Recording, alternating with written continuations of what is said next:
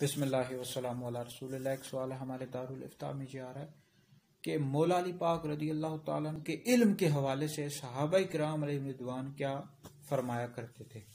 تو اس حوالے سے تمام صحابہ کرام علیہ رضوان نے مولا علی پاک رضی اللہ تعالیٰ عنہ کے علم کو بیان کیا ہے کہ مولا علی پاک رضی اللہ تعالیٰ عنہ کے پاس کتنا علم تھا، اللہ نے آپ کو کتنا علم عطا کیا تھا۔